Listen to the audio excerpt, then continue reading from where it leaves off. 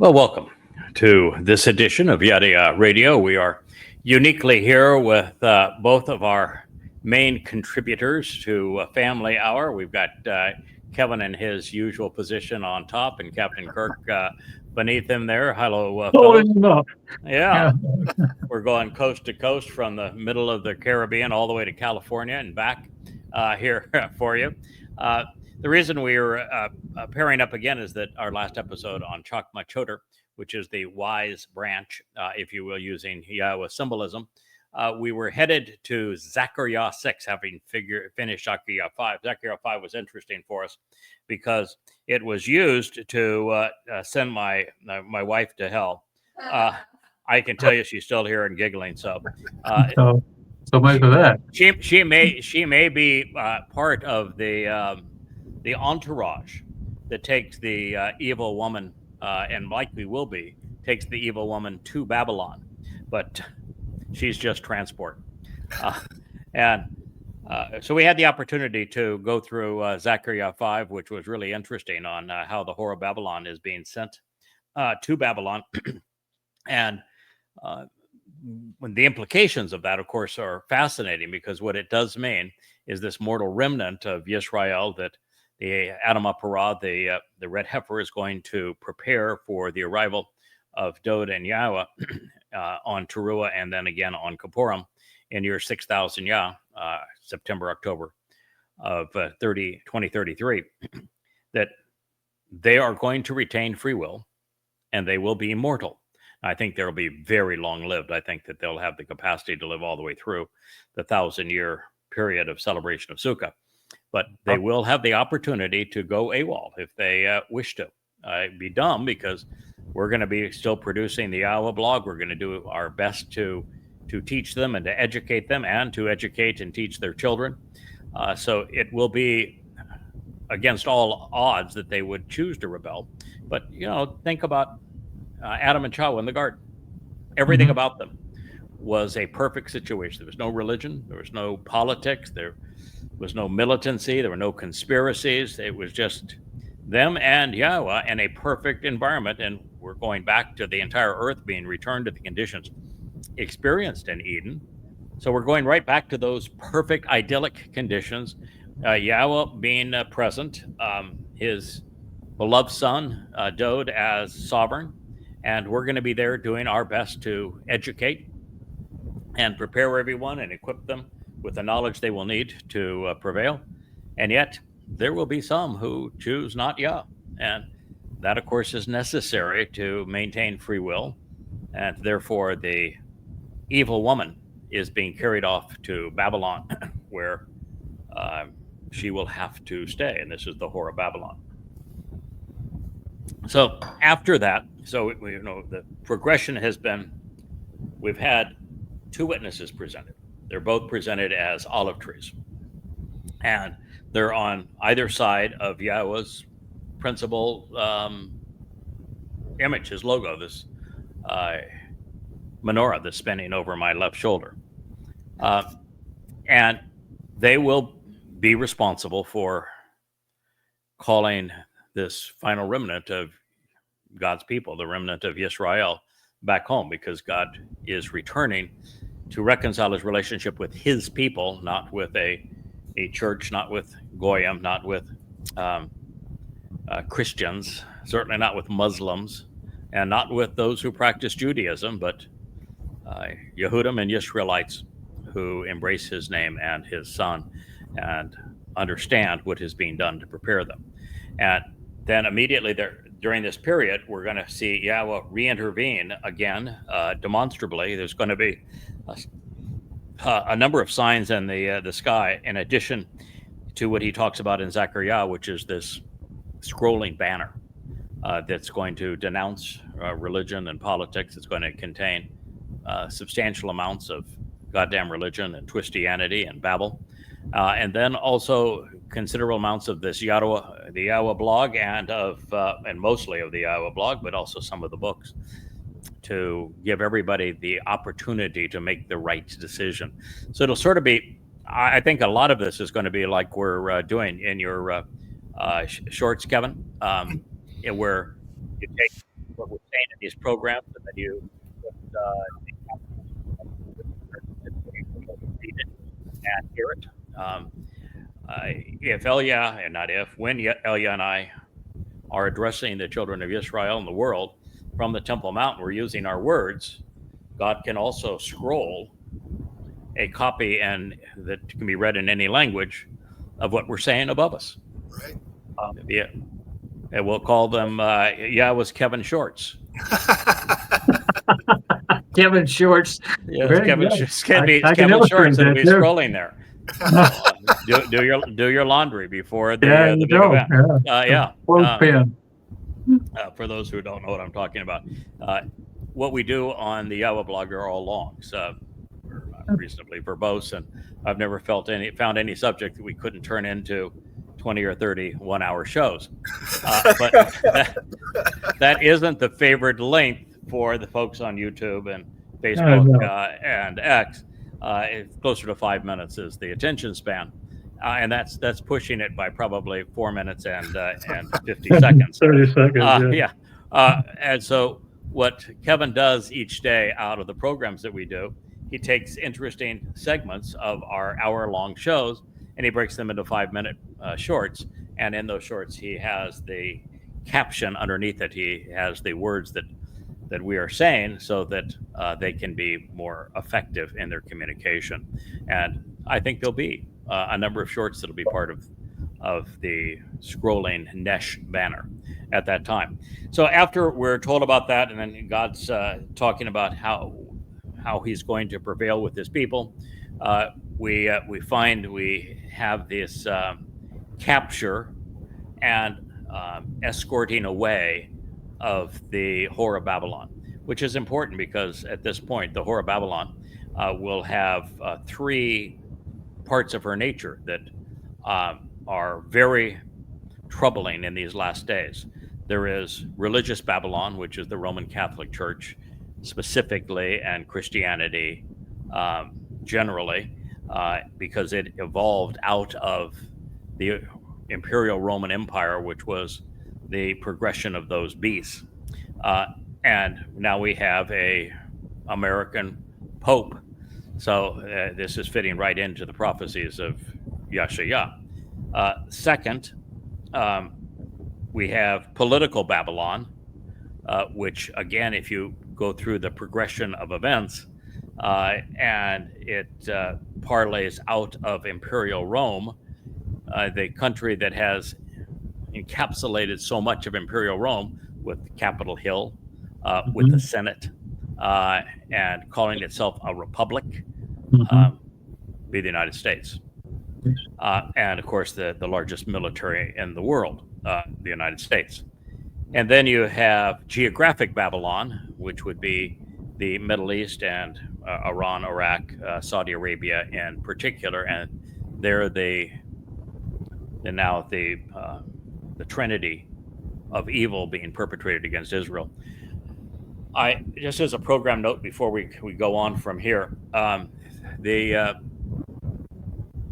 was an announcement today in the Arab news, and the Arab news has been more accurate regarding the things that are happening behind the scenes with the Trump administration than has been American news agencies.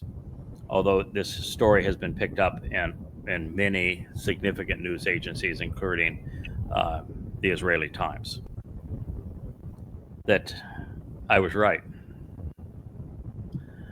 Donald Trump is going to announce a Palestinian state, and it is going to be imposed on Israel.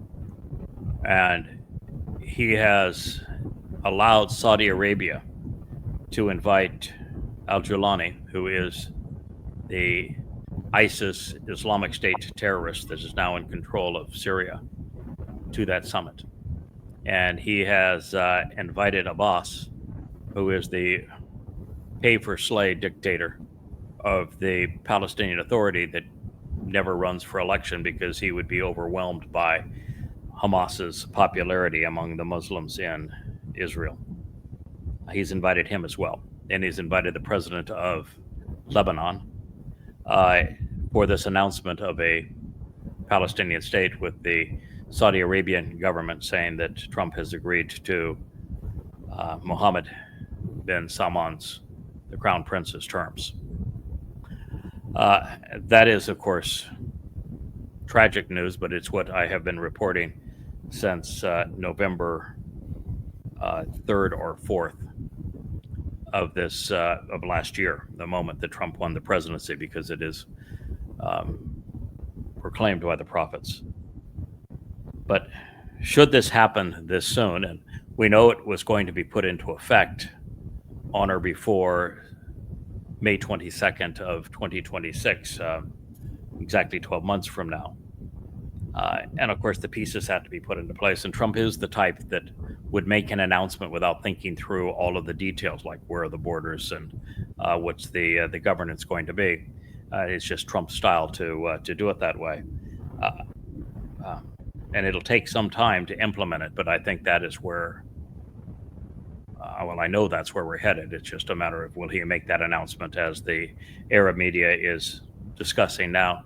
And of course, it would be also interesting that the two countries that have the three countries really that have the most involvement in all of this, Israel, of course, not invited, Egypt and Jordan, neither invited.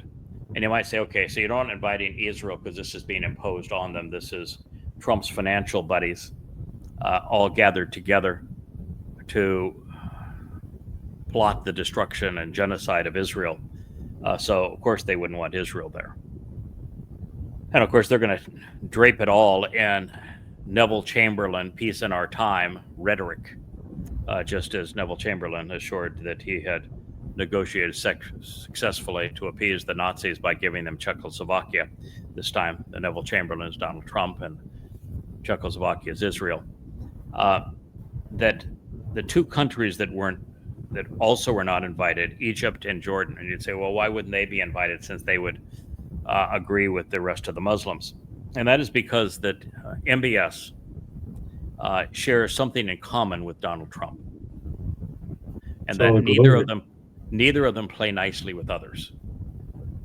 Donald Trump doesn't like to give anybody else credit. He doesn't even want to work with Congress for fear that they would claim some credit for his executive orders. He certainly doesn't want to work with Israel. He doesn't want to share credit, and nor does MBS. And MBS knows that the countries that have been working the hardest and most diligently for the establishment of a Fakistanian state are Egypt and Jordan. Gaza was once part of Egypt, and what's called the West Bank, Judea and Samaria, was once part of Jordan and the other part of Egypt. So by eliminating them, it is strictly Saudi Arabia's affair, Qatari's affair, and they leave out Egypt and Jordan from the discussions and from credit. So I'm going to do a program, maybe I'll start later this evening, if not, it'll be tomorrow, on a combination of the last 2 weeks. I think when I put together the articles that I had written and posted over the last 2 weeks, it was 38 pages last time I checked of revelations pertaining to what I had conceived was going to happen with Donald Trump. My hope in doing this is not to say, I told you so. It is for those who we're trying to awaken on X and Facebook and YouTube, that we know what we're talking about. Then we say something's going to happen, it is going to happen. And if we were astute enough to be the only people in the world the day after the presidential election to explain that this was going to happen, and then find all of the clues, some 20 of them, maybe even 25 of them now that have been laid out since that time, and say these are all pointing to this conclusion, it is inevitable, and having everyone disagree and, well, click don't follow that person, that when you're that far out on something this extreme and this unpopular and you nail it and get it right, people ought to listen to what else you have to say. And in our case, it would be Yahweh's name, his affinity for his son, Dod, and the conditions of the covenant, the fulfillment of the covenant's benefits through the Moed Mikre, and the timeline that we know stands between us and their return. So that is the purpose of all of this. All right. Anything to add to that before we jump into Zechariah 6:1? No. All right. I fire away.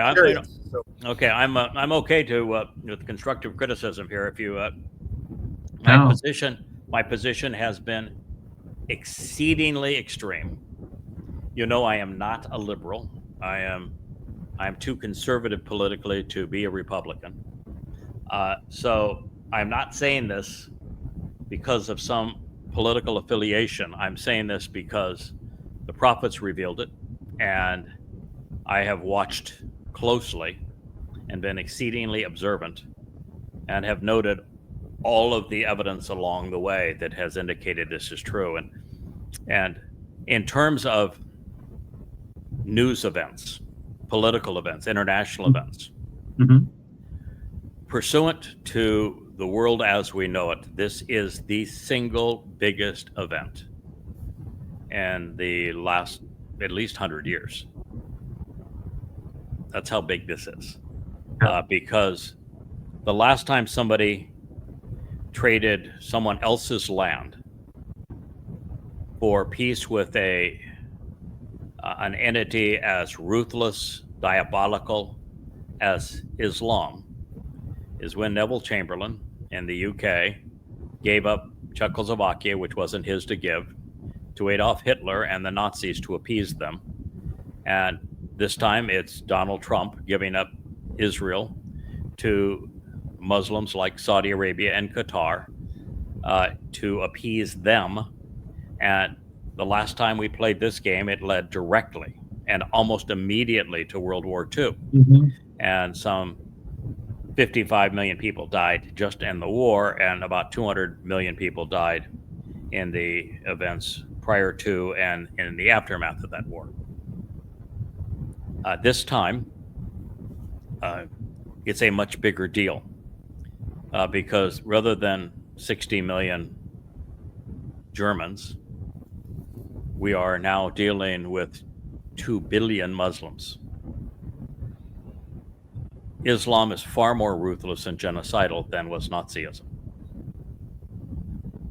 And Israel is a much bigger deal in terms of world events, and particularly with God, than is Poland or France or any of those European countries that were part of the last episode.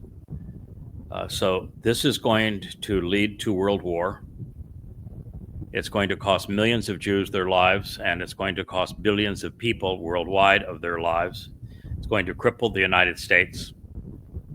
And it's just going to be enormously devastating. It's the single worst thing that could possibly happen.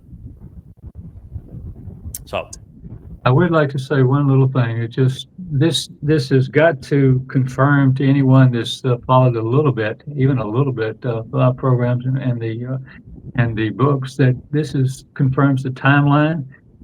It tells you that Shabuah is really, we got it nailed next year. You better act now if you want to escape this horrible stuff, because it's real. We haven't done a program on Zechariah, the full of Zechariah 17 and 18 in a while. We've covered 17 a number of times, the first 7 or 8 verses of it. But just as a reaffirmation of what you said there, Kirk.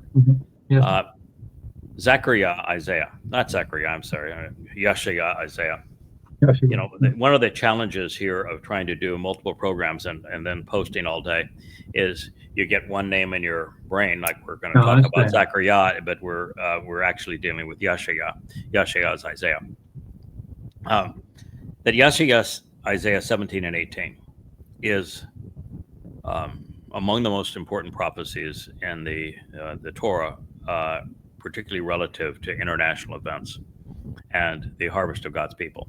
And what the prophet says is that when the Shabuah harvest occurs, there will be the beginning of the time of Jacob's troubles, and that the fulfillment of the Shabuah harvest will be commiserate with the thinning of Israel at the waist. And that thinning of Israel at the waist is consistent with Dod's prophecy as Gabriel to Daniel, where he said a treaty will be affirmed by many at this time. And Israel is going to be forced into the two-state solution. And what the prophets say is that Israel then becomes indefensible. And as a result of that, Muslims are Muslims, and they attack in far greater numbers than they did on October 2nd or October 7th. And I don't know if the numbers are 100 times worse. I don't think that's correct. I think it's going to be closer to 1,000 times more jihadists, and that they're going to attack at about the same length of time that it took the world to engage in war after Neville Chamberlain's Peace in Our Time, which is a little over a year. So we're told that the two-state solution is going to be imposed concurrent with the Shabuah, which means it has to be done by May 22nd of 2026. So we knew the timing of when this was going to happen. That's how we figured out it was Trump that's going to be doing it. And then Trump did everything. Trump went from being a man that was perceived as being solidly in Israel's camp, and we said, no, this is all going to change. You're going to watch it before your eyes. And over the next 100 days, we saw him do everything he could to turn on Israel. And so it's almost like he's demon possessed, and that this is his destiny to do this.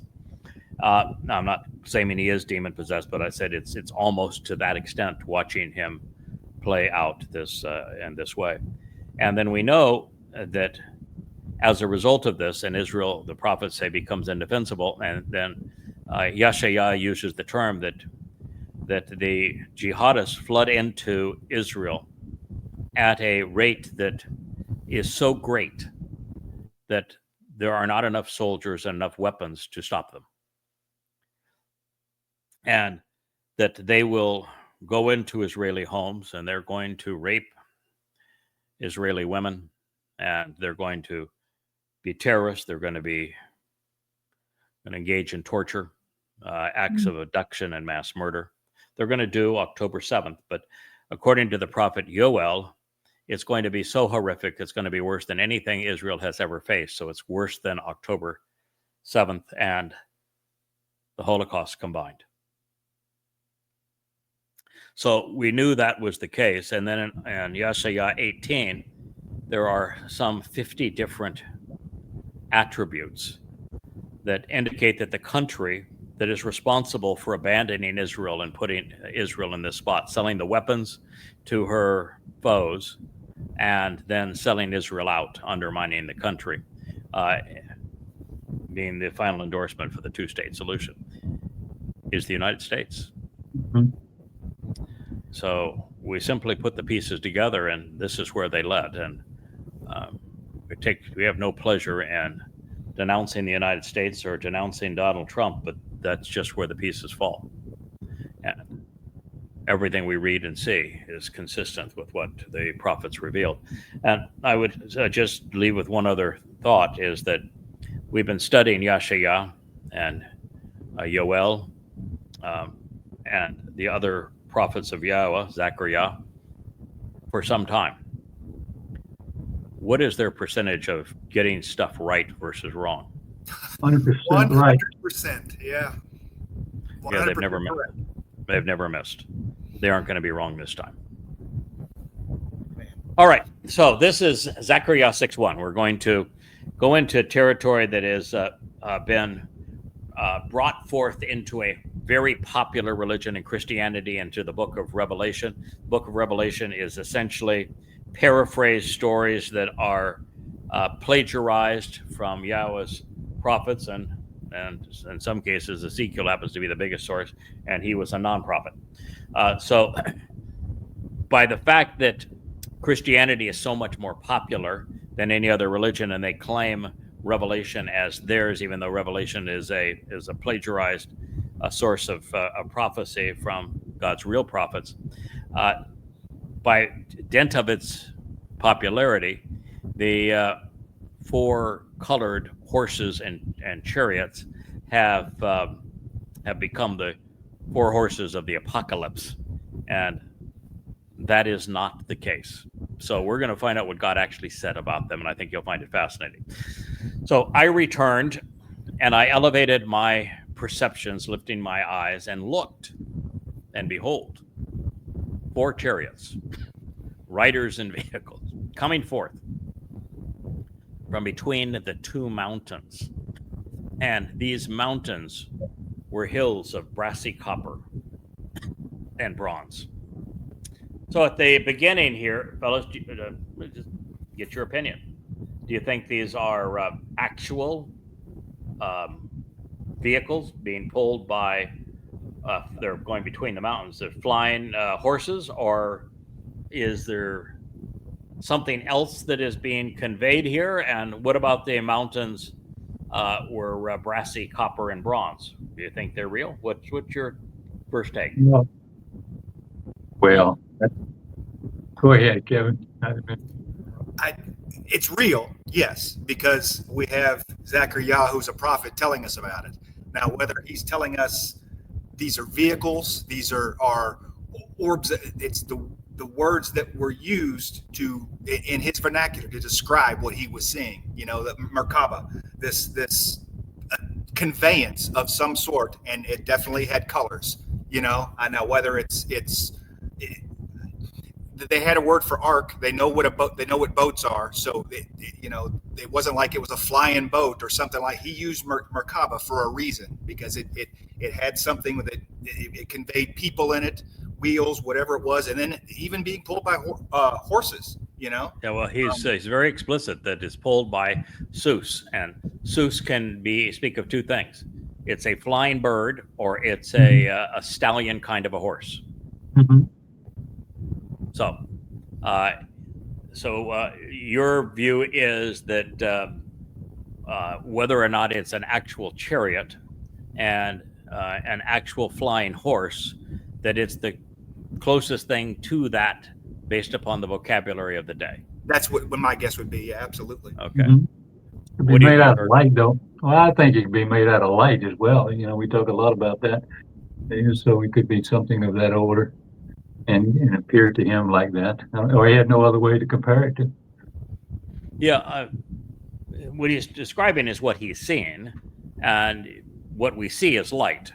So you know that whether it is an actual chariot pulled by a flying horse, or it's the image that is of a flying chariot pulled by a flying horse. They're really one in the same from a prophetic.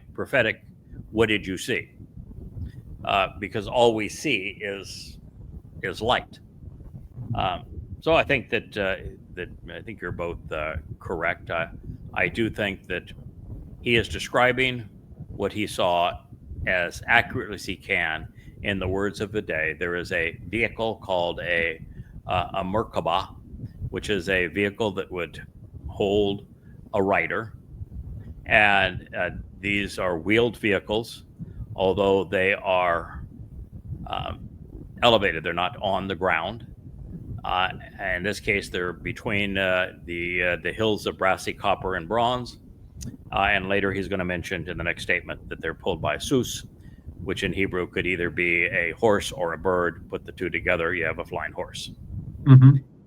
Okay, then the next comment were the hills of brassy copper and bronze.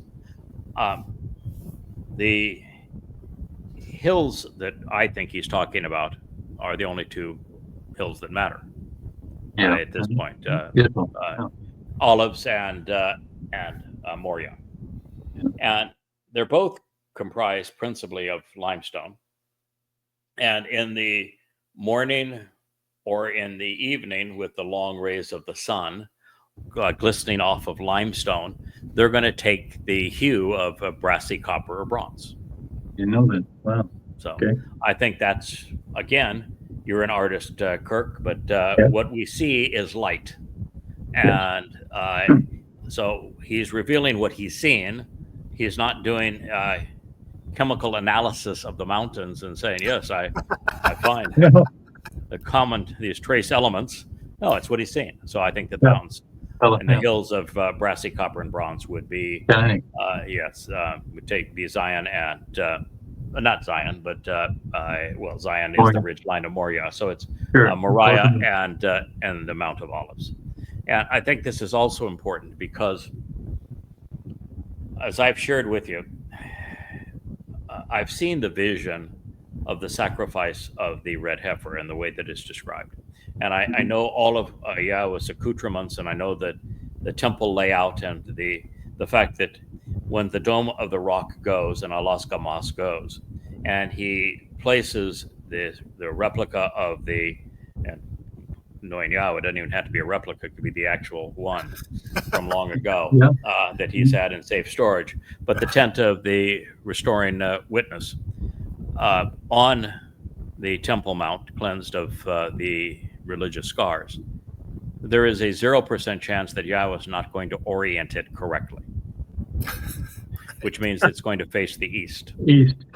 And that means that the brazen altar that would be there, that has the 4 horns, the 2 for the ram representing David, the 2 for the bull representing Yada as the Adamah Parah, would be oriented towards the front of it, so between it and the Mount of Olives. And the reason that's important is that the Mount of Olives rises above Zion, where if you go on the other side, like where the western wall is, and you're looking up at the Temple Mount, you can't see anything below the hideous blue roof line of the Dome of the Hoofybrent. So you would never see an altar that's on the ground. So the only place that you could be seen is to the east, from a stadium seating, if you will, on the Mount of Olives. So with the tent of the restoring witness on Mount Moriah, the stunning visual of what Yahowah is doing with the flames racing to the heavens and the waters that are pouring off the mount, in front of the tent of the restoring witness on the east side of it, overlooking the Mount of Olives, the natural place for these chariots to go through if they're doing God's business would be right there, particularly starting with the red one, because the red one is that bloody red man that comes from Edom, who's playing the role of the red heifer. So that's why I think they're going between these two mountains, because the audience that's witnessing this is on Olives, overlooking Moriah, with all these festivities visible right in between them. Wow. So that's how I am picturing what we're seeing here. And by the way, we say this a lot. I say this a lot. I've devoted the last 24 years of my life, every waking hour, to translating Yahowah's testimony and analyzing it and sharing it. And I've deduced many tens of thousands of unique insights based upon what I have learned, and can do things like this, which you can share why this would be this way based upon other things that we're told, like the sacrifice of the Adamah Parah, what Yahowah was going to do with the sacrifice of the red heifer to heal the adulterous woman, and how the 2 witnesses are going to be there with the tent of the restoring witness and the on top of the Temple Mount. So when you know all of those things, you can make conclusions like this. Now, that does not mean that every conclusion, every interpretation is precisely accurate, but the overwhelming percentages of them have been. There's a difference between being a witness and being a prophet. If I was a prophet, I'd have to have it right 100% the first time. Being an observant foreigner who is a witness, the process is different. You're supposed to, procedures that Yahowah played, is to study the text, come to understand what God's prophets said, put the clues together, and reveal the picture they paint. And that picture becomes more detailed and more refined the more we learn, the more we share, the more we consider it. But in this case, I think there's a very high likelihood that what I'm describing to you is exactly what is going to be seen and why it's going to be that way. But should you wish to posture a different viewpoint, you're certainly welcome to do so. Just make sure it's consistent with everything else. So obviously, this is from whence the author of Revelations drew his inspiration for the 4 horsemen of the apocalypse. And while there are the same number and same color, that is where the resemblance ends. Of course, the course of this review of Zechariah 6, I think you're going to appreciate the difference and the actual intent of those 4 chariots for the first time. Now, in this case, these flying spiritual chariots, and they have a ruach connotation to them, would otherwise be purely symbolic, with all of the signs and the wonders above Jerusalem prior to Dod's arrival with Yahowah. I think in this case, the allegorical is also very close to actual. Sometimes, God speaks of like the fulfillment of Passover. It has to be fulfilled with a lamb, right? Yeah. But Dod's body was that of a man. So the man is representing the lamb. And so there are cases where you do have to recognize he's using symbolic terms. In this case, I think that the allegorical and the actual are very, very similar. I think this is a time unlike what we have witnessed previously, where God's very active, dealing miraculously as a witness to, because he wants the best and the brightest of Yisrael to come home. He wants to get their attention. So in this light, the mountains aren't made of metal. Mount Olives and Moriah are basking in the brassy copper and bronze hue, colored as they would be by the long, warm rays of the late afternoon sun on Towrah. Goes on. With the chariot that was the first and foremost, Ha-Rishon, the most important in this case of the 4 chariots. The flying stallions, plural, Hasus, Adom, were red. Something else that's red. The bloody red man comes from Edom, right? Bloody red man of the earth. The Adamah Parah is a bloody red man of the earth who is productive, and the man who comes from Edom that saves many is dressed in red. And Adam here for red is written exactly as it would be as Adamah Parah. So the flying stallions were red. Singular chariot, red. With the chariot that was second, the airborne horses were black. The stallions, as swift as swallows, were swarthy and dark-skinned. It is now Zechariah, memorial men of Yah, Zechariah 6:2. With the chariot that was third, the flying steeds were white. The stallions, as swift as swallows, were purifying and illuminating Laban. With the chariot that was fourth, the winged horses were dappled and splotchy. The stallions, as swift as swallows, were speckled as if covered in hailstones, flesh-colored, while strong and stout.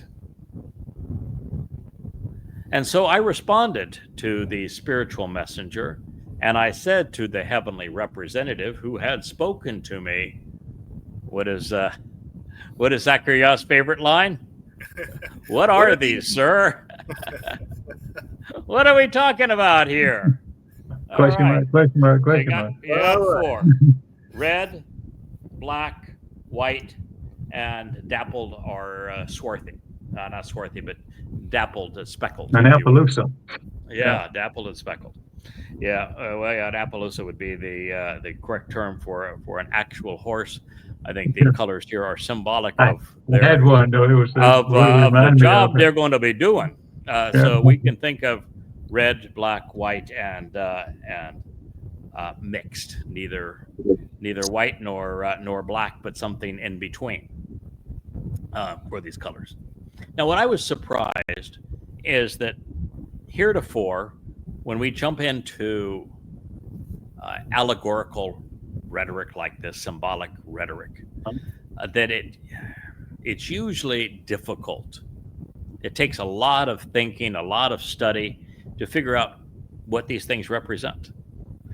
But now that we're sort of at the end and we put the pieces of the puzzle together, I translated it and said, well, this is what they represent. I didn't even have to compare it to anything.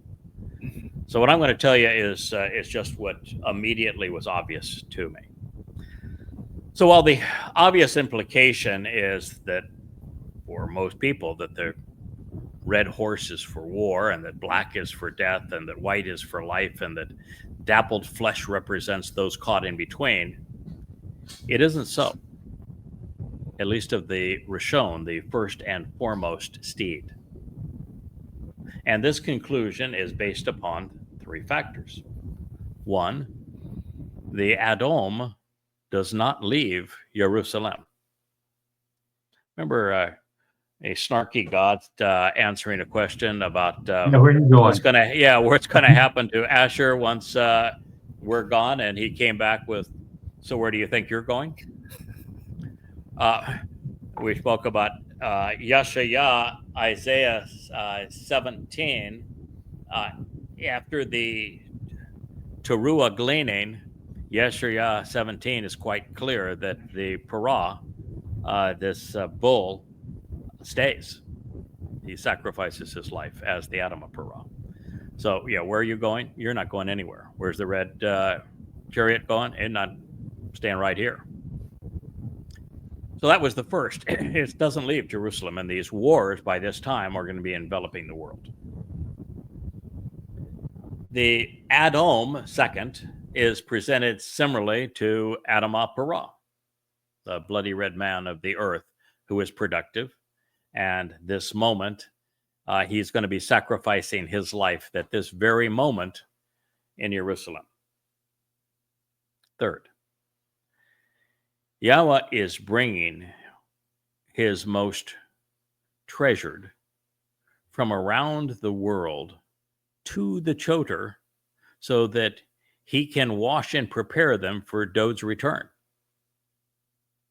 When we're going to hear about these other two horses, other three chariots, is that they are busy. They are searching the world, and two of them are going to do all of their business on this day. And so Yahweh is so intent on honoring the prophecy in Yeshayah 17, where he said, I'm going to bring my people, and he listed all the different places he's going to bring them from. He's bringing them to the red heifer, to the Adam Parah, this bloody red man on the earth who is productive, for them to be able to benefit from his sacrifice. God is very active at this moment, and he's going to make the most of what is happening here. So it's what makes sense. Yahweh was bringing his people, just as he said in Yeshayah 17, from around the world for this very reason. So as we move into the explanation, we quickly discover that the spiritual charioteers are Yahweh's implements as he scours the world for survivors and sukkah entrance. The black and white nature of the second and third, with one following the other, represents the life and death consequence of embracing the conditions necessary to benefit from the sacrifice of the Adam Parah. If you are not open to accepting Yahweh's name, Dod as your king and returning Messiah and the Son of God who fulfilled Pesach, Matzah, and Bakodim, and sovereign going forward. You don't want to celebrate Towrah. You're still into Rosh Hashanah. You don't want to participate in Yom Kippurim as it was intended. You still rather twirl chickens over your head. Or you're a Christian and you're opposed to all of this, or you're Muslim, you're just there to kill. But in this particular case, I'm convinced that the white and the black chariots are scouring the world for people whose DNA says that they are Jews. And the speckled one is going out to the rest of the world for searching for the right kind of Gentiles to populate the millennial celebration of Sukkah. So the black and white chariot, strictly for Jews. And the Jews, these spiritual chariots are going to immediately determine which Jews are still religious, still political, still too pig-headed to accept Yahweh's name, embrace his son, and return home. And there's nothing anyone can do for them at this point. And so they can't go into the millennial celebration of Sukkah. They can't be among the worker bees of this time as Gentiles. They can't be saved, so that's it. Black chariot, death. And at this point, I think it's 2/3 of Israelites are already going to have died in the ensuing wars. And my hope is that a goodly number of the 5 million Jews worldwide, of which half will be in Israel and half will be in the United States primarily, but also in Western Europe, that they will get their act together. They will have listened to Elia and myself to the point that they can be picked up by the white chariot and brought home. But that's who we're talking about. So in this regard, as we consider this, the black and white nature of the second and third chariots, the one following the other, are just literally life and death for the remnant of Israel. Now, in this regard, they are dispatched from Shamaim, the spiritual realms. And that means they're coming out of Yahweh's home, and which is in the heavens. Therefore, while al can mean over or before, since it is addressing the upright one, it is revealing that the chariots will be dispatched before Dod's arrival, Towrah. And in this light, even though we can render the object of the appearance as Edom, Lord, or Edom, upright one, since this is a reference to our returning king, we know which rendering was intended. Therefore, it's easier and clearer to me to say that Yahweh is deploying the all four Ruach for the benefit of his people. So the Malach answered, this is the spiritual messenger, and he said to me, remember, Zechariah said, what are these things? And so the Malach answered, and he said to me, these are the four Ruach spirits of Shamaim, of the spiritual realm of the heavens. Now, this is a challenge for a lot of people because they want to, like, for example, to believe that the Holy Spirit is the second person of the Trinity, or they want to turn the Ruach Kodesh into Mama God with a unique personality that needs to have a voice. And so they're very keen to say that Yahweh has one spirit, and that one spirit is spiritual mom. And in Catholicism, it would be the Asherah myth, Queen of Heaven, Mother of God, Madonna, and Child. But this clearly says, as does Yeshayahu Isaiah 11, that God has more than one Ruach that he can dispatch. Now, the Malach are spiritual beings, but they're not specifically called Ruach. This is for Ruach spirits coming out of the heavens. And the Choter has 4. Or excuse me, the Choter has 7. The Choter has 7, and here's 4 in this particular case. So these chariots are controlled by an entity vastly superior to a malak or a karab, the top of the malak food chain. Yeah, that's true. These are way above that in pay grade. That's something I was thinking about when reading through this the first time, is that even Malak never take people anywhere. I mean, even whenever they go to get Lot, they're walking out of Sodom and Gomorrah. He doesn't just pick them up and transport them or anything, So this is definitely something bigger, more powerful for sure. Bigger, more powerful, more directly connected with God, can convey God's intelligence, can convey God's will, but infinitely more powerful. And that's I'm not degrading Malak. If it wasn't for Malak, I wouldn't even be alive. So I'm a big fan of the Malak. Malak are powerful enough to divert hurricanes away from where I'm living, and to divert Muslims who have by the thousands threatened to kill me. So I'm a huge fan of Malak, and Malak are going to play a really big role in the end times. And here's a Malak revealing the very words of and inspiration of God. So this is a really smart Malak that's giving this message. So Malak are great, and but when you're dealing with a Ruach of Yahowah, that's a far bigger deal. So these 4 chariots of the 4 colors are all spiritually driven.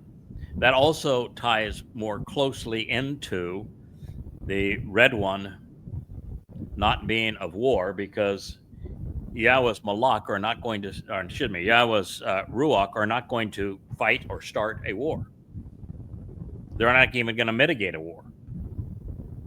But Yahweh's Ruach are essential to the nature of the Choter, who is this man from Edom who will be giving his life as the red heifer. So it's another tie-in to, that's the red one. So these are 4 Ruach spirits of Shamayim, of the spiritual realm of the heavens, coming out and going forth for the reason of taking a stand to be present before the upright one of all the earth. Now, the upright one of all the earth, the Edom, is can be one of 2 people. We've talked about that. The most natural is to say it is of Dod, that he is the upright pillar that would hold up and enlarge and secure the tent of the witness, is how he is presented. He's the main guy. He is the ultimate upright one. He's going to be the sovereign and king of the earth, based upon Yahweh's promises. And so I like him as the Edom, but there are times when Edom, upright one, can apply to Yahweh. It's a Torah term when it is vocalized as Edom, and it becomes a rabbinical term when vocalized with the diacritical markings as Edom. But this is written with the Wah, and I think it is Edom. Edom is used throughout the Torah to speak of that upright pillar set into the proper foundation that is used to uphold and to support and enlarge and secure the protective nature of the tent of the restoring witness. So it is before the arrival of the upright one that these 4 spiritual chariots depart. Now, once again, we have to take the fact that these 4-colored chariots with the 4-colored horses, and the word for horse is the same word for flying bird, and they're coming out of heaven, not running across the surface of the earth. So they're flying. And they're piloted by Ruach, Yahweh's Ruach. Now that's a very powerful image. So they are conveying and carrying the intelligence of God to be discerning. They can make very quick judgments. You go here, you go there, you go nowhere. They're going to make very quick survey of the earth. So while it is uncomfortable to perceive our world this way, the simple truth is that Yahweh has withdrawn and Satan has made the most of his opportunity, becoming the Lord of the earth. However, at this moment of Dod's return as king, which I think casts him as the Edom, the upright pillar, and our foundation. The Son of God is claiming what is rightfully his. This is, therefore, Satan's swan song. And so we should see all four Ruach Yasab taking a stand such they are present and accounted for at this critical juncture in human history between the arrival and sacrifice of the Adamah Parah on the Temple Mount and the preparation for his sacrifice at the hands of Hasatan, and the preparation this provides for the final remnant of Israel for them to receive Dod upon his return. So we are looking at this time between Towrah and Kippurim in year 6000 Yah. Therefore, just before Dod's homecoming on the Shabbat of Towrah, Dod's not coming back on the Shabbat of Towrah, he is coming back on Yom Kippurim, but his people are prepared for his arrival on the Shabbat of Towrah. The spiritual chariots with the black and the white flying steeds are going to canvass the earth, galloping north initially to determine who among Israelites has the opportunity to live as part of that mortal remnant or dies, excluded from the return to Gan Eden, excluded from witnessing Yahweh's return. God wants them gone before his return. The last thing God wants is to come back for this beautiful homecoming. I mean, think of it. I mean, he's going to come back for this homecoming and this reconciliation with his people. Do you think that the moment he comes back, do you think that's when he wants to go and take care of and eliminate all of those people who cannot be salvaged? Hardly. Or do you think that he would say, I'm going to have a mechanism that eliminates all the people who cannot be salvaged and to bring the people to me for the reunion who I know and this can be saved? Yeah. And so that all we're doing now is celebrating the 1,000-year Sukkah event, returning to Eden together with family. Yeah, he's old dad, don't you think? Yeah, so I think that it makes perfect sense for God to call the world, both of who among the remnant of Israel stays and goes, and who among the Gentiles with this dappled horse that can serve and therefore live through the millennial Shabbat. And as I shared in the last program, I actually think that this realization that God is going to call from the world of Gentile, of Goyim, at this time, that his focus is on his people. If he were to send all of the Gentiles, because this is a do or die situation, into Sheol, that would be grossly unfair, because while there's a lot of Goyim, like Muslims and Christians, particularly Roman Catholics and progressives, that are going to earn an express ticket to Sheol, most, or many, are not anti-Semitic. They're not hostile to God's people. They haven't been terribly misled. They're not religious. They're not political. And they have not misled anyone, which means they would not deserve to be sent to a place of eternal punishment.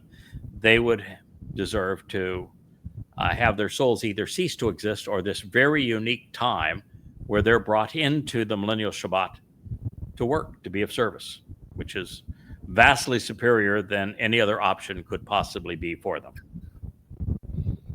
And so I think that is, God is preparing all of this. It's all going to be ready upon his return. That's one of the reasons why you hear that there'll be goyim that are actually going to come to Israel to pay their respects during Sukkah for this period. It's being arranged right now. So the chariots, particularly the black and white ones, are going to gallop north and then west, Europe and then the Americas, and they're going to determine who among God's people just has to be exterminated at this time, and who will be brought back to Israel in that white chariot to benefit from the purging flames and cleansing waters pursuant to the sacrifice of the red heifer, and then receive their king and live in God's presence. Now, one of the reasons we know that this is true is that Saphon means treasured. The direction of flight means they're going to those who are treasured. And no one is valued above Yisrael. And even when we consider that Saphon also implies north of Jerusalem, it would include all of Europe and most of America, excluding Florida, Hawaii, and parts of Louisiana and Texas. And even then, we're told that they depart to the north. So from there, they're likely going to turn west and circle the earth, and they will pass through God's waiting room in Florida, in addition to all of the United States. And of course, there are not a whole lot that they're going to be able to do in states like New York that has a high ultra-Orthodox population, because they're wearing the right clothing for the black chariot, dressed in their black mourning suits. They're properly attired. That's why God probably chose the color. They lack light. They lack enlightenment. So even then, we can see that this chariot is going to canvass the entire world and going to return back to the city of Dod. And this is particularly important because this means that the sacrifice of the Adam of Perah is going to benefit every Jew on the planet who is receptive to dropping their prior religious and political baggage. And that is particularly gratifying, because it's one thing to offer your life and to have God turn the flames and the ash and the water into that which cleanses God's people. But for it to cleanse God's people, they got to be there. And half the Jewish population of the world isn't in Israel. Yeah. So they've got to be there. And, at this point, what are they going to do? They're going to book a cruise? You think they're going to book an airline into Israel? I mean, they're not flying into Israel except El Al now because of one Houthi missile. And so do you think that when all of Israel is ablaze with Muslims flooding in from inside, outside, everywhere, and the world's at war, that you're going to book a flight to come into Israel? No. And so this is the only way. God is providing a way to bring those who can benefit from the sacrifice of the Adam of Perah and what God's going to do with them into Jerusalem. The dappled flying stallions will circle the earth at this time, but we'll talk more about them in a moment. For the benefit of the relationship, Asher, with her, the airborne horses that are black, will be dispatched towards the realm where the treasured are hidden, while the white ones go out pursuing their exodus by withdrawing them after this. Isn't that fascinating? So this is orchestrated. That red chariot, of course, is still here, because the red chariot is the Adam of Perah. That's the spiritual nature of the red heifer making the sacrifice. And the black one goes north to where the treasured are hidden first, and which would mean that the black one is picking up all of those who aren't going to be part of the Exodus. Then we're told the white one will go out pursuing an Exodus, withdrawing them after this. You know what the Hebrew word is for Exodus? Yatza. Yeah, yeah. What do you think the word is that Yahweh used here? Yatza. So Yeah. So did he answer that question? yeah. So the moment you see that the white one is providing a yatza Yeah. from whether it's geographic Babylon, religious Babylon, or political Babylon, Mm-hmm. what do you think's going on here? And how would you relate that to what Yeshaya 17 says about this very event when God's gathering his people from the world? Withdrawing. Yeah. Right. So it's really straight. If you know what God says about all of these things and what's going to be transpire, I think the pieces just fit together very naturally. Oh yeah. This was an easy one to solve, but unbelievably profound in its implications. So all of those that are picked up by that white spiritual chariot, they're the ones that are pursuing this exodus, coming out of Babylon, my people. You heard about that? Right. Yeah. And Yirmiyah, come out of Babylon. Yeah, that's what they're doing. He's pulling them out of Babylon, geographic, political, and religious Babylon. Then the speckled and dappled ones will be sent off towards the realm of the left hand. Well, the right hand is those who are with Dode, right? Yeah, always. And the left hand, those who are not with Dode. The right hand would be Israelites. The left hand would be Goyim. So those of the left hand.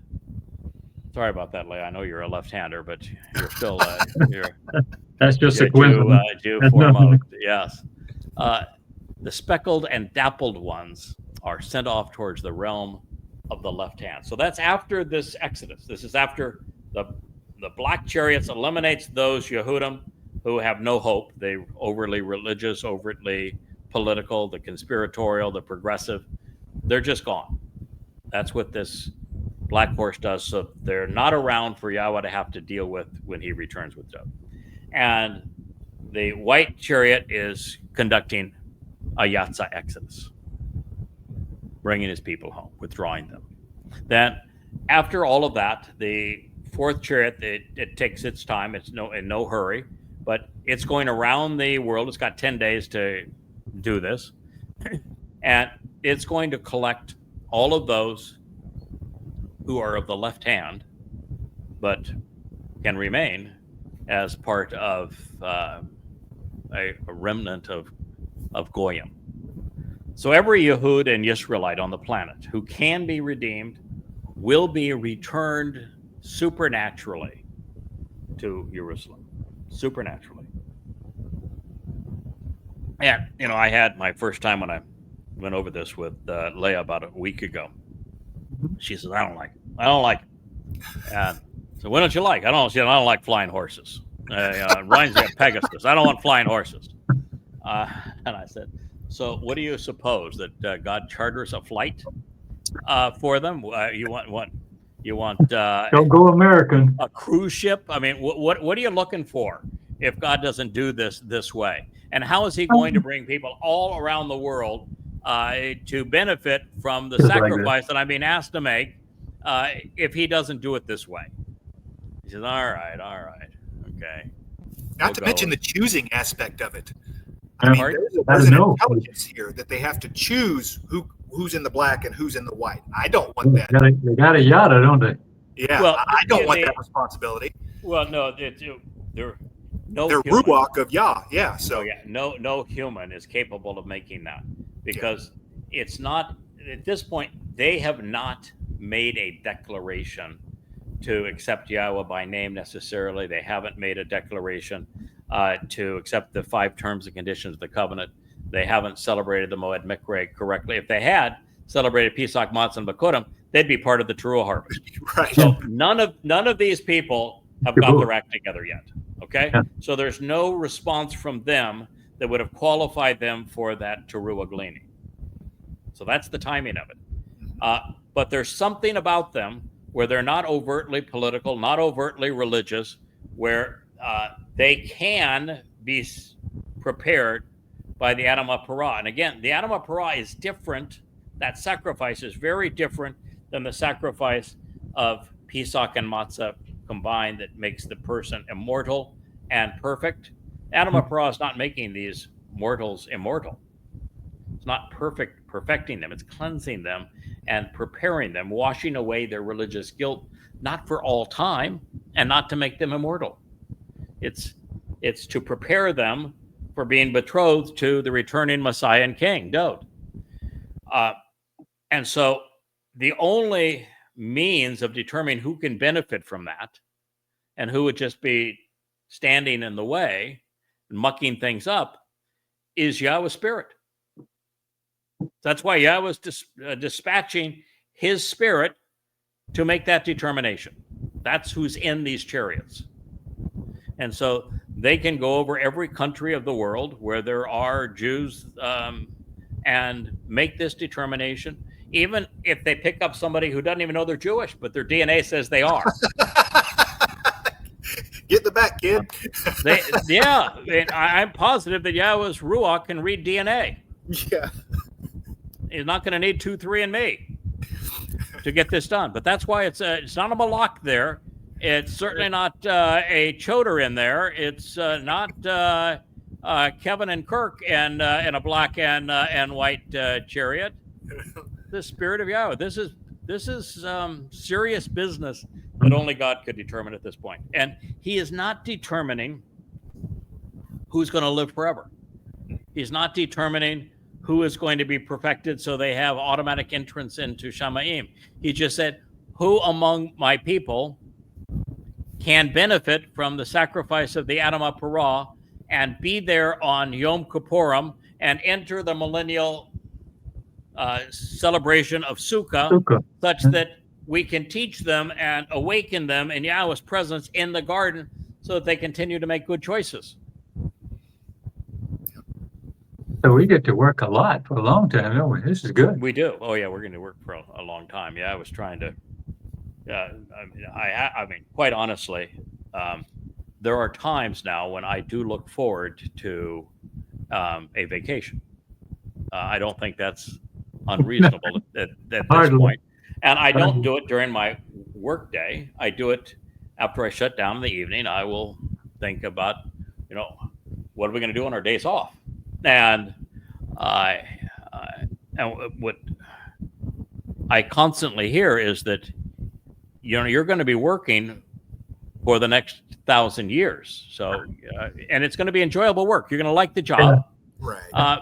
But you're going to be doing this YAHOWAH blog for a while, and you're going to be teaching teachers who can teach others to teach. And for the first 45 days, you got the responsibility of being judge and jury for those who have to be exposed to those that they tormented for closure and held accountable, recompense before being sent into Sheol. So we have that 45 days of doing that kind of work, which Dowd's not going to do. Yahweh's not going to do. He's going to delegate it, and the likelihood of him delegating it to us based upon the terms he's using, like the Choter is a rod of divine judgment and justice, and the Choter does not like working alone. So, that's what your first 45 days are going to be, fellas, and then after that, it's going to be the YAHOWAH blog going forward. We're going to be deployed. God likes workers. He likes people that are productive. He likes to work with us. And so we're going to be right there in the midst of all of this and be doing it for a good long time. That doesn't mean we can't sneak off and play a round of golf or go visit a galaxy far, far away, which we will do even in the midst of that process. One of the advantages of the ultimate YAHOWAH blog. Wow. We can broadcast from anywhere, right? We can not only can broadcast from anywhere, but we have a library. We're going to have a vast library of broadcasts. Right. And the beauty of we will actually be immortals at that point. And being energy-based and being an immortal person means that during this period of time, when we go off and visit other galaxies, we can be gone for a second, and yet it seemed like years. Yeah, so we can go take a break and a vacation that has us out of play for seconds. Well, from our perspective, time slows and it's actually years. So it's going to be cool, and we could play a very leisurely round of golf if we want to. I want to bring the best of Cypress Point and Pebble Beach, Old Head, Pine Valley, and other courses that I played along the way. I want to bring the best of all of them, maybe even Augusta, and have the perfect golf course. It's going to be right out here on this little island, and we're going to tee it up. Okay. Yeah. So I think that we get both. I mean, Yahowah's been very clear that we actually inherit the possessions of those who have battled against us. So there's a lot of possessions out there that will be enjoyed during that 1,000-year period, and how we help the mortal remnant get the most out of this time of their lives. So every Yehud and Yisraelite on planet Earth who can be redeemed will be returned spiritually by their soul, physically as well, to Jerusalem. And those who cannot will be put out of their misery and ours. This will be the end of Judaism. The final exodus will be complete, and the homecoming awaits. As for the speckled steeds, now their mission isn't of the essence in terms of it doesn't have to be done in a day, where the white chariot has to bring everybody back in a day. They can be, without the time crunch, more systematic and more diligent. And they're being dispatched to evaluate the remaining Goyim, visiting the undecided. Their mission will be to determine who among the nations will be allowed to enter the millennial celebration of Sukkah as the servants of tomorrow. Yeah, they're going to be the servants. They're going to be the worker bees. But considering that the other option is dead, and you'll be working for people who are all covenant, or this mortal remnant of Yisrael, and God's going to be on the earth, and the earth's going to be returned to the conditions of Eden. That's pretty good duty. Good work. Yes, good work. Yeah, and they've done nothing to deserve it, Right. but they're going to have this opportunity because they've done nothing to deserve going off to Sheol either. Well, that just speaks to Yahweh, how good he is. Yeah. I mean, wow. So they are the servants of tomorrow, and so while we're going to need caddies, someone's going to have to Free to put. be part of the crew of the old blue out there that'll be bobbing up and down on the waves. These things are going to require people to work, and they'll be the workers of tomorrow. And so while the mortal remnant of Yisrael is in the process of being cleansed and prepared, the Adamah Parah, the significant cadre of Goyim who are deemed fit to serve God's people, will be spared for this purpose. Their souls will be searched to determine that they are not overtly political, religious, conspiratorial, or militant, such that they can be of continuing value. It means there'll be no progressives, there'll be no MAGAs in that group. There will be no conspiratorialists. There'll be no Christians or Muslims, no practitioners of any of the forms of Judaism in that group. So, should you be uncomfortable and you're among the few who don't like the idea of God returning to prior form and conducting the final Yatsa Exodus supernaturally as he did the previous one. Mm-hmm. Well, this time with winged stallions flying supernatural chariots out of the heaven around the earth, piloted by Yahweh's Ruach. Well, I would say, what's the alternative? And that's what I shared with Leah when I first came up with this. She came early in the morning and listened to what I had found, and an hour later came back and I said, sit down, I want to talk to you about this. So by the conclusion of the time of Jacob's troubles, which is this is going to be of Israel's distress, there'll be nothing but corruption and chaos, economic collapse and world war. So do you expect the strange Jews to book a flight, catch a cruise out of the Holocaust? And should the impossible be possible at this late hour, who would be responsible for separating these people? Call it sheep and goats, call it possible from impossible. Allowing those who are receptive to a relationship with Yahweh to travel while precluding the overtly political and religious. You're not going to have somebody at the gate say, "Can I see your passport, please? Can you tell me if you're religious or political? And if you're religious, zap. Next person, please. Are you religious? Zap. Next person, you're religious? Oh, no, not me." No, it has to be done this way. Yeah. Now, if you're uncomfortable with Yahweh removing the Islamic scars from his Temple Mount, erecting a replica of the tent of the restoring witness, bringing Eliah back, protecting those speaking for him, flying a gargantuan scroll in the skies, releasing the cleansing waters, igniting the purging flames, cleansing his people of guilt, incinerating and washing away the trash, terraforming the scorched earth so that we can camp out in a restored Eden, and returning his son as brilliant as the sun, but not gathering his people miraculously at this time. Don't fit. Yeah, it's got it. I think at this moment, the supernatural is natural. Yeah, just go with it. Just go with it. At this point, the supernatural is natural.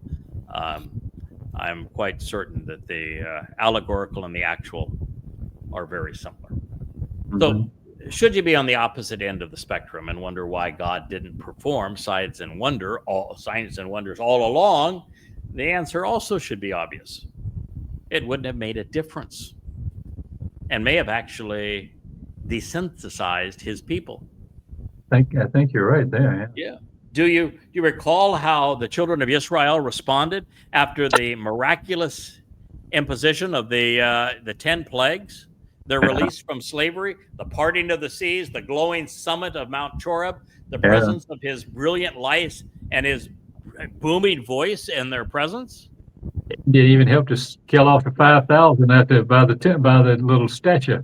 Yeah. I mean, guys, so, they didn't. No, it made things worse, not better.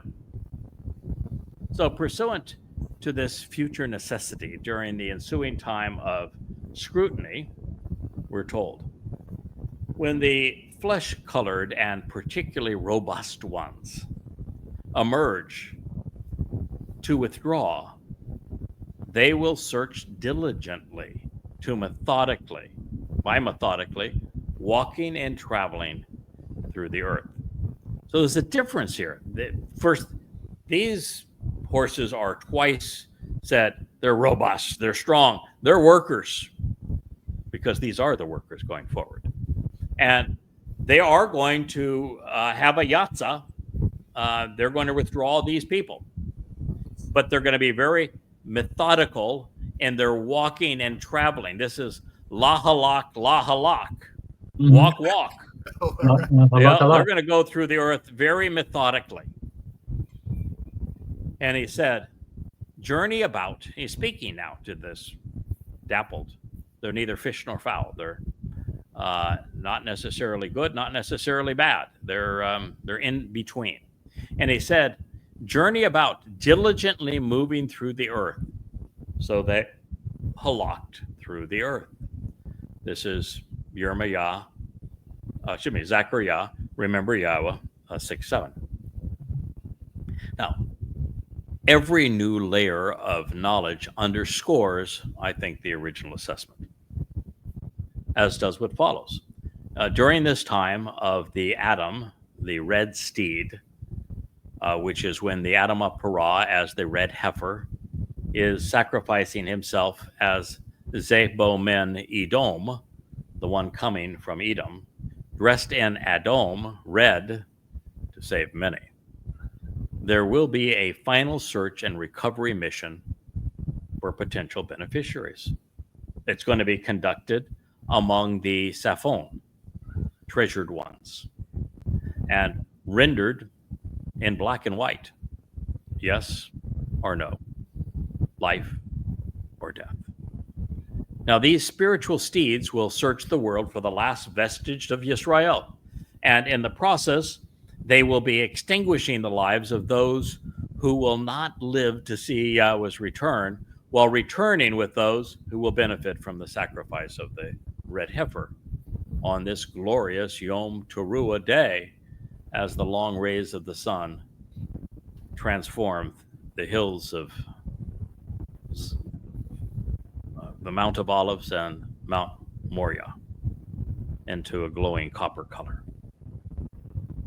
So Yahweh is stacking the deck in our favor, and thank goodness he is, as is appropriate during what he promised through Yashayah in the 17th chapter of Isaiah. He is exploring the four corners of the world for signs of life to find and retrieve in an exodus from Babel, Yehudim, that he and I, working together with Elia, can restore, which is why the Adom Ruach remains this whole time hovering in there in Jerusalem. All the while, the spiritual chariot flown by the white stallions will arrive in Jerusalem, the source of directions for reconciliations with thousands of Yehudim, beloved of Yah. Then, before their wondrous eyes, standing tall on the Temple Mount, with the tent of the restoring witness fluttering in the breeze, Elijah, will explain the significance of these events. Right on cue, Yahweh is going to release the cleansing waters and then ignite the soaring flames, so that the ashes of the man from Edom, as the Adamah Parah, can restore the once adulterous woman of Yisrael in time for her betrothal to her king. This is the greatest show on earth. This is a time of great signs and wonders. The ultimate reconciliation of God and his people. Now, quietly in the background, while this is occurring, the other survey of humankind will be more methodical. The speckled steeds will have been dispatched to determine who among the Goyim is suited to work on behalf of God's people. To some extent, this assessment will be made based upon attitude and aptitude, as some skill sets and personalities will be more desirable than others. You know, if you're among the indoctrinated entitlement generation today who isn't prepared to work and has no skill sets whatsoever except just being lazy, I'm going to tell you, if playing video games is the best you got to offer, or posting on social media, sorry. It's aptitude and attitude. There's work to be done, and you got to know how to do it. And attitude, you got to do it with a smile. No grumps allowed. But the principal determinant will be the lack of any signs of anti-Semitism, religious affiliation, political involvement, militancy, or conspiracy. If you're a Goyim, you don't want to be part of the covenant. Okay, that's fine. But you want to be part of the millennial Shabat. Well, this is the things that you need to keep in mind. It is particularly gratifying to note that the result of the survey of those God values and has brought home, there will be spiritual contentment and rest. Then he cried out to summon me, appealing emotionally to me. He was sensitive and emotive in his plea, even lamenting while proclaiming this passionately for me. This is one of the lines which causes me to think that Malach that has been speaking to Zechariah all this time is a spiritual messenger, in the sense of someone who conveys Yahweh's spirit and is a messenger imbued with Yahweh's spirit, who is vested in what's happening here, which is why he's kind of snippy. How come you can't figure out that this is Yada? So this point, he's emotional. He's worked up. Now, you don't expect that from a Malak, do you? No, not at all. But this one is sensitive. He's emotive. He's even lamenting. He's proclaiming this passionately for me, as he spoke to me to say, look up and notice that those dispatched on the Exodus to the realm of the treasured and hidden, they have set that which is associated with my Ruach spirit to rest, and areas which are cherished, where the cherished reside. Zechariah, memorable man of Yah, Zechariah 6:8.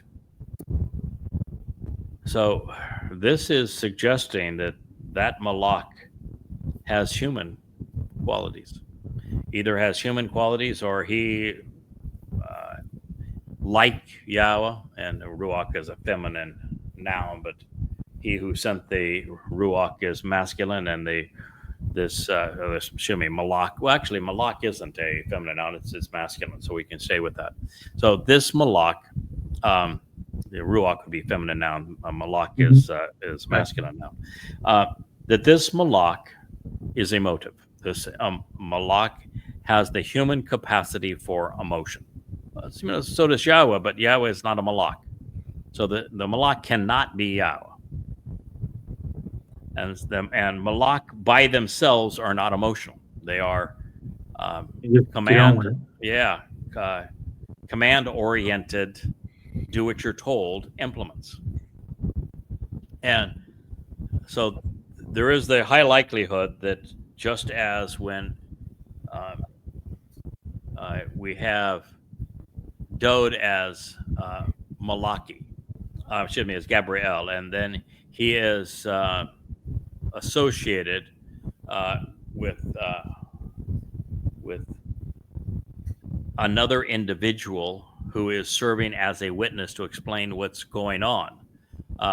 Makael, the one who is associated with God and who knows God, that this particular Malak has a spiritual component to his witness, but he's human. So then he cried out to me to summon me, appealing emotionally to me as he spoke to me to say, look, pay attention here. That those dispatched on the Exodus to the realm of the treasured and hidden, that would be, this white chariot with the white spirit. They have set that which is associated with my Ruach, the spirit. And now at this point, there aren't very many people who can say my Ruach. We have Nefesh souls. Yahweh obviously has a Ruach, but Yahweh has given his Ruach to certain individuals. And so there is an individual out here who can say my Ruach, who is important at this particular event. So is there the possibility that that is what's being inferred here, that this person is representing the man who is the Choter with this 7 Ruach of Yahweh? That certainly seems to be what it is saying. Yeah. Right. Does it matter? No, but is that about the only interpretation that makes any sense? And then you might say, but wait a minute, you weren't born when this was revealed back in 500 BCE, but Yahweh is capable of taking a soul forward and back in time. Yeah. So Yahowah did it. yeah, it's certainly possible. And he is celebrating this harvest that is this return of these people from the treasured ones with his spirit, providing spiritual rest, nuach, and areas which the cherished reside. Well, where are the most cherished going to reside? Where have they brought them back to? They brought them back to More. Yeah, to Jerusalem, right? Mm-hmm. To Mount Moriah, between Mount Moriah and the Mount of Olives, is where they've been brought back. And who's there? It's to be you. Yeah, the Adam of Parah is right there. And there they are cherished. I mean, you don't give up your life for people that aren't cherished by you, right? Hardly. You don't devote the last 32 years of your life, every waking moment, unless these people are cherished by you and cherished by God for bringing them there. Mm-hmm. So they've been brought back to the place that's cherished. So there is something unique, very special indeed, about this Malach spiritual messenger. The heavenly envoys are normally communicative, but not emotional. They commonly convey the message they have been tasked with delivering, but they don't typically challenge the listener to examine the allegorical evidence they are presenting, such that the prophet is not only encouraged to be discerning and to comprehend the meaning on their own, but also chided, as was the case with this Malach, when the prophet doesn't quickly deduce what the consequences of what they're seeing. These are human characteristics of somebody who is deeply enmeshed in this, who has spent his life in it and saying, you know, we're really now at the very short moments in time. Everything is riding on this. The entire survival of the planet, where this is the remnant of Israel that are going to enter the celebration of Sukkah, that Yahweh is going to come back to, that's going to be the great honor of the king to lead, and that God's going to celebrate in the homecoming. That's who we're talking about here. This is how it's going to happen. And so when you don't get it, yeah, I'm going to needle you. You should be able to get this. This is really important. So I think it is somebody that's vested in this. And it's an important piece for this time. It's something that, Zach, you got to write this down and get it right, because we're going to need this piece later on, buddy. So, you know, let's get this right. Yeah, you need to know what's going on. When those four horses appear, it's important that they understand this is what they're about. Yeah. That's amazing.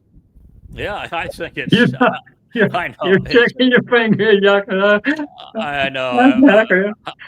The only reason I was translating this too is because I was trying to do the right thing for my wife, and when the psychopath wanted to send her off to hell as the evil woman in a basket, I knew that I needed to translate the passages that they were claiming sent her off to hell. And once I was there, I'm not one to say, well, let's stop here. Let's see what else we can learn. Really? This was really fascinating. Why is that basket, the Whore of Babylon, why is the Whore of Babylon being taken to Babylon and not into Sheol? And so you want to know what happens next, so that you can appreciate, you know, what God has in store. And then you come into, oh my God, here are the four horsemen, and what a story that is. To be able to explain exactly what's happening and how every element of this has to be this way. So that's one of the reasons why I'm just so comfortable with this, is because there is no way that any aspect of this can be any different than this. I would give you all day to come up with another scenario that would be consistent with the nature of Yahowah at this time. No, it's been fascinating. This is my fourth read through, and it's still good. Yes. Yeah, I just think it's amazingly affirming for God to put this final piece of this puzzle together this way. So the reason that I wanted to bring this to your attention is because I share, as I've said before and hinted at, I share this Malach's response to this amazing revelation and turn of events. Not only are we the first in 25 years to perceive the intent of the first chariots, we are joyous participants in God's story. We are participants. We're not just observers. And this is a remarkable moment in time, maybe the most remarkable. The only thing it can be compared to this is Dod's fulfillment of Pesach, Matzah, and Bakurim in 33 CE. And at that point, there was only one witness, and that was the participant who wrote his own testimony. And for the first time in a long time, all of the loose ends are being tied together, and the final details of Yahweh's portrait are being revealed. Yes. And that's worth celebrating. The appeal is both cerebral and it's emotional. Now, based on the recalcitrant history of Jews, recognizing how resilient they have been to God, even antagonistic towards him, telling Yahweh to shut up and go away, it has always been unrealistic to think that after 3,400 years of rebellion and denial, that they're going to suddenly change just because the truth has been made available to them by an akri, by an observant foreigner, by a goy. And I've always known this, that Moshe couldn't get their attention. Yahweh couldn't get their attention. Yeah. Dod couldn't get their attention. Yashayah, the great prophet, couldn't get their attention. How in the hell am I supposed to get their attention? It's been unrealistic. Even though we have so many other benefits, like the 7 spirits of Yahweh enabling us, like 23 years of prior preparation to understand and be the first to put the whole picture together, so we have a more complete story to present than anyone in history. So we have advantages, and then we have all of these internet advantages. When else was there the possibility for us to live stream this message to anybody that has a smartphone? And there's only 8 billion of them among the 8 billion people in the world, that particularly with the satellites up now for internet connectivity worldwide, there's been no other time where somebody could live stream a presentation like this to the world or make the books available to everybody in the world. But we can now. So we have some unique advantages. That doesn't change the point that Jews have been stubborn and irascible and opposed to Yahweh's name and opposed to his Messiah and Son, our Savior, for 3,000 years. So if God didn't intervene in this way, we just would have no chance of being as successful as he deserves. And so this is enormously comforting that God's going to do this. So Jews have become the foremost experts at twisting the truth to suit their delusions, and no people have ever been as intractable. So why all the effort? Why the library at Yada Yahowah, YAHOWAH.com, the YAHOWAH blog, the thousands of radio programs and interviews that have been available, replete with all of the posts made on social media, tens of thousands of them? If Yahweh knew all at the time that he would have to intervene to send a flying spiritual chariot to rescue the wayward flock and to carry them home, well, why all this work if that's what he's ultimately going to do? And I think the answers are many. I think they're profound. So I'd like to share them, and then we can. Please do. It's call this program, but and we've already passed the hour. But this is not family hour, so we're not actually limited to 1 hour and 59 minutes to make it family hour. Yeah, I don't care what Kevin said. You go ahead. You go ahead. Okay. First, Yahweh always works through people. Always. And this is no exception. The only difference here is that he is more personally involved than normal with his 7 Ruach. But this is something we have known ever since he inspired the Choter with his spirits and then committed to lifting up the Neph sign that collaboratively Lively Yahweh, the Ruach, and I would compose. This has been a collaborative effort, and that's just God's style. He, may not like the people that he chose to work with, but he chose them, and it's his choice, and he enables them, and this time is no different than any other time. He picked somebody. I happen to be that guy. And, I'm not going to knock his pick. Yeah, me either. I like his choice. I think I think I have proven that I was worthy of the pick in the sense that I've been devoted, I've been consistent. I've applied the noggin here to everything I've seen, come up with lots of insights, shared them boldly, and I was not the least bit hesitant when God says, I want you to go from having spent 23 years as a translator and writer to now turning on the lights and the camera and the microphone and speaking to my people. What God wants, I'm happy to deliver. So I think we've been a good team. Sure. And I think it's important to recognize that I think we've been a good team. We've worked well together, and we're going to continue to work well together. So the second is that there are no flying spiritual chariots prior to the afternoon, or could even be the early morning when they depart, on Yom Towrah, on the Shabat of September 24th. And of course, they could be departing on the evening of the 23rd of September during that final ingathering.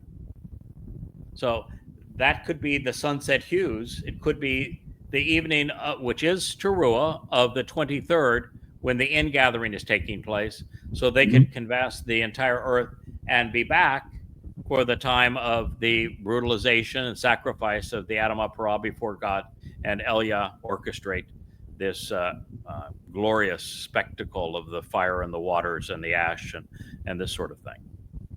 So that's also a possibility in timing. I think it's probably the most logical timing in this case.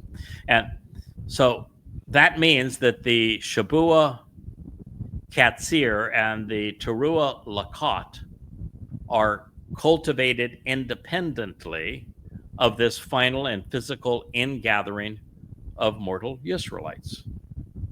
So you've got what is a supernatural, divine ingathering of covenant family twice, once on Shabua, once on Teruah.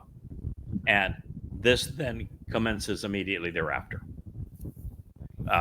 perhaps even concurrent with the Teruah ingathering. So third, Yahweh is actually building off of what we have previously achieved. In so doing, God has demonstrated that it has always been possible to know his Shem, appreciate his son, engage in his bereth, answer his mikre, and understand the who, where, when, why, and even how of his prophetic discourse. He has given every one of the 8 billion people of the earth in possession of or access to a smartphone, a computer, or a television, access to the truth in a way that is relevant, inspirational, complete, and relatively easy to understand. And even if you don't speak English, the smartphones now with AI interfaces, they can listen to a program in English and translate it into Swahili if they wish. Russian, Chinese, French, German, you name it. Anything that is heard now can be in real time translated by your smartphone into the language you speak, as well as anything that's written. It's amazing how the technology and the time to disseminate the message just all came together. Fourth, Dode deserves this. He has been disrespected and robbed for far too long. Someone needed to correct the record, to explain who did what, when, why, and for whom, while also being the first to denounce the counterfeits. Don't deserve that. Yes, sir. It needed to be done, and we've done it. Just as God needed to show that it was possible, even for a goy, to understand his prophets, to understand his Torah, and to deduce all of the elements that come into portraying who God is, what he is offering and expects in return, as well as his timeline, and to appreciate the nature of the covenant and the Moed Mikre and his timeline. All of that needed to be shown, demonstrated, proven. And that's what all these books back here do. That's what this program does. Fifth, Yahweh wants his people protected from the horrible abuse they have suffered from Judaism, Christianity, and Islam. Writing Babel, Twistianity, and goddamn religion have served as a means to that end. Now, God is not silent when it comes to condemning the religions that have attacked his people. And so he is fair, and he wants to give his people every opportunity to understand the hostile and caustic nature of Judaism, Christianity, and Islam. And we have done that more completely than anyone in human history. Sixth, without the years of study and contemplation, I would have been inadequately prepared, as would you guys have been. Certainly. To serve as a final witness. I would not have known about my role at this time. Could not have fulfilled it. So without all of this study, without all of this to do, would not have been able to serve in this role. Wouldn't have shown up. Would have been useless once there. It takes preparation. So further, those witnessing these things would have no frame of reference to understand any of it. The horsemen would show up and they say, where are you going? What are we doing? What's up? And we've already done that.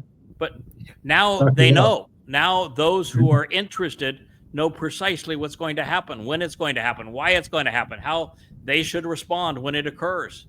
And that would not have happened if we hadn't taken all of this effort up to this point. 7th, King Daud will not rule alone.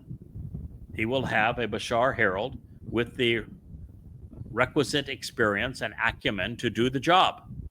And his herald is not going to do the job alone. He's going to have a team of very qualified and devoted individuals who know the truth and who are willing to engage on behalf of God's people, working with Yahweh and on behalf of our King.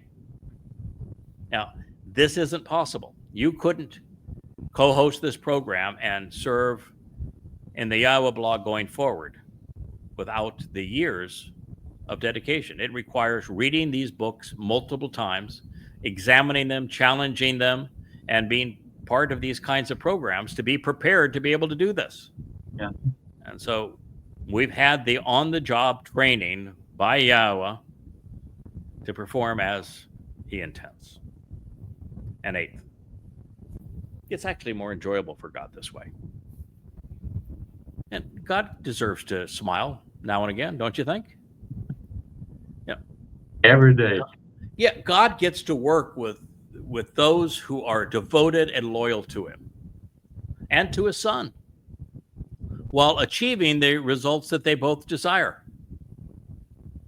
and that he anticipated. But then to reduce some of the pressure on his Choter and team Yah, Yahowah is letting us know that there is a fail-safe in the end. You know, something goes terribly south for us. Yahowah has a fail-safe. He's not going to allow this to be anything shy of what he wants for his son to celebrate. God's a great father. Great fathers do not pass on kingdoms without subjects. They don't ask a man to rule without family. And so God's going to make certain that that's accommodated. And it should also be noted that by collecting additional Yisraelites from around the world to benefit from the sacrifice of the Adamah Parah, Yahweh isn't suggesting that Elia and I failed, or that the team supporting us, that you guys have not delivered the appropriate audience. He's just adding to it. So he's not saying that we didn't accomplish what we set out to do.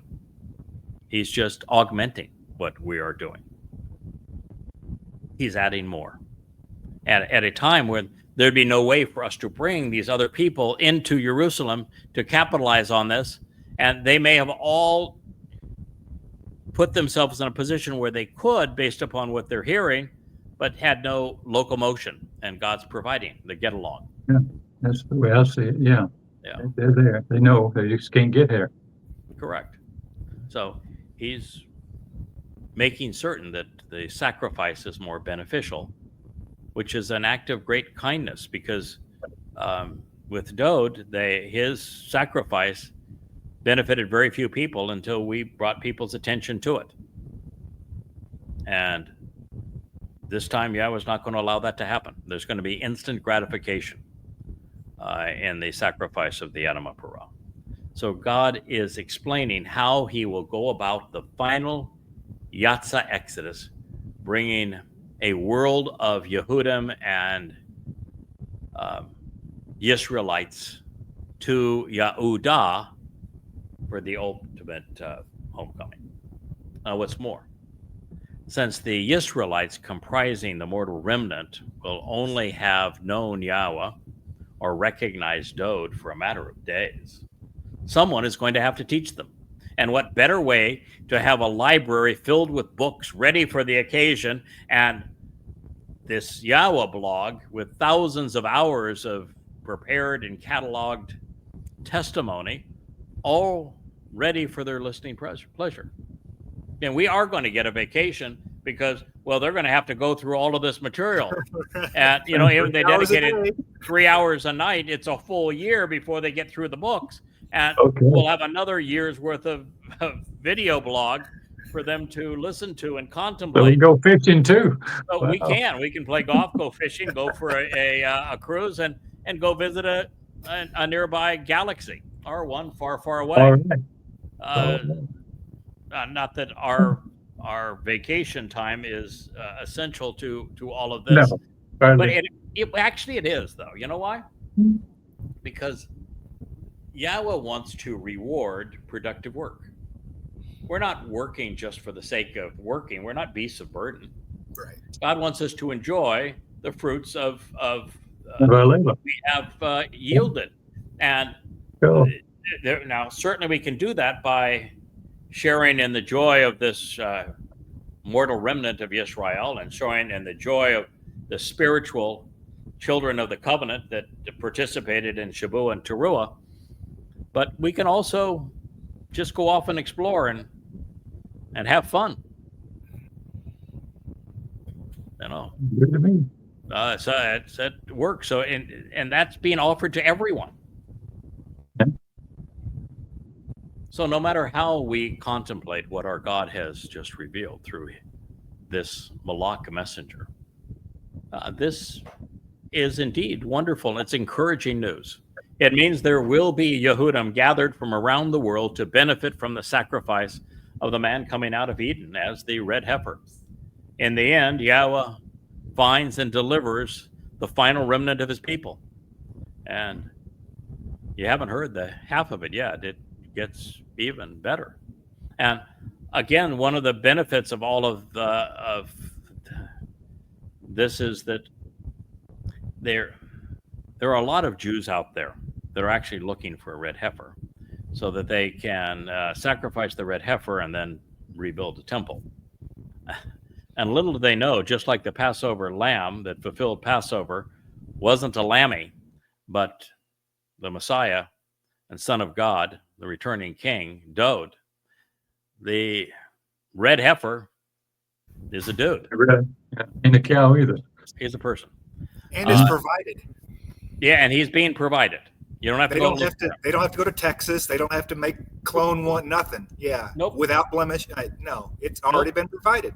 Yep. It's already been decided. He's volunteered. He knows when he has to show up. He knows what's going to happen. He's good with it. And Elia is all prepped on the ceremony, and Yahweh's got the matches at the ready. All done for the receiving. So that part is wonderful. So earlier, when I determined that the Edom did not apply to Yahweh, but instead to Dode, rather than even his rival, the Lord, the Adon, the adversary, this next line strongly suggests that I was right. But more than this, what Yahweh says is among the more reassuring statements we have yet considered. And we have reached the 2-hour moment in this broadcast, so we'll end with this one, and be ready for more programs tomorrow. And then the Debar word of Yahweh came to exist with me to say, grasp hold of and obtain from those associated with the exiles who were forcibly deported among the Chaldee, mine of the world, and among the Tobiah, the favored and agreeable to Yahweh, and from those associated with Yada Yahowah. And then you should go for yourself in the same day and come to and enter the house of Yoshua, those Yahweh found and now supports. The Ben Saphaniah, the children Yahweh treasures, who, for the benefit of the relationship, have come out of Babylon, where commingling has previously caused confusion. Zechariah 6:10. Now, did you ever think you would have God give a shout out to Yada Yahowah? No, not like that. That's a wow. YadaYah.com. Thank you very much, Yahowah. Thanks, boss. Yeah. If you're going to get an endorsement for your life's work, that's a good one. Wow. Yeah, it's just a wow. I think we have the ringside seat. Yeah. And we're actually inside of the ring for the greatest show in the history of the earth. And here we are, not just in the front row seats, we're actually in the ring. And we get to see these things for the first time that anyone has ever perceived them. And it's just a smile from ear to ear. It's the only thing you can wonder is why every Jew in the world is here with us, smiling, capitalizing upon this. This is so wonderful. Yahweh just said that all of this favorite agreeable of Yahweh, and world that is mine, those that are favored and agreeable to Yahweh, that those that were exiled and forcibly deported, that I'm coming and I'm bringing back in that white spiritual chariot, that they are the ones who associated with Yada Yah. Yeah, just wow. Wow. So, gentlemen, thanks for letting me be part of this. Yeah, what can you add to that? Wow, that is. That's a high. Thank you. Thank you. Yeah. Thank you. You know, it's one thing to have devoted the time, to enjoyed every moment of it, but to have built this library and have begun the Yahowah blog and to have been so enthusiastic and steadfast pursuing Yehudim and Yisrael on behalf of Yahweh and Dode. And doing it for all the right reasons for 24 years. It's another thing entirely. To here we are, and we see that God's gathering those who are associated with Yada Yahowah, which means that without Yada Yahowah, they wouldn't be They there. gathered. Right. That's why Dode said that the productive and observant bull He is the likes one you. who fills the manger and the cradle of the covenant. Well, gentlemen, that's why I wanted you to participate in this. I knew where we were headed. We'll pick this up on another day, but brings tears to my eyes. I can tell you that right now, my eyes are watering with joy. I got my Kleenex. Yeah, it is this is just as reassuring and as heartwarming as well anything could be. We have not done this for God's approval. We have done this because God wanted it done, and we've enjoyed doing it, and we are committed to continuing to do it. And God did not have to give us a pat on the back and say, "Attaboy." Say nothing. But wow. Yeah, that this is really the result of Yada Yahowah. But he did. And it's important that he knows that we recognize it and that we appreciate it. Yes, sir. He is he's a good and loving father, and we are lucky to be in his service. So I thank you. This has been a special edition of the YAHOWAH blog, bringing you Zechariah 6, one of the most profoundly important and interesting prophecies ever revealed, and you heard it explained for the first time in your presence. Thank you, and guys, and Leah. Say hey. Yep. Wonderful. The beautiful Leah just walked by in front of me. She's all dolled up for our Mother's Day brunch that we went out to. She's going to be the mother of the covenant family of Yisrael. There you go. We had a lovely Mother's Day brunch to celebrate it on the beach today. And so it was a most enjoyable day, along with being able to share this program and to begin the day by sharing how essential the 103rd Mizmor Psalm is to understanding. Come here, Wookie. Understanding everything that Yahowah had to say that he was going to accomplish through his beloved son, Dode.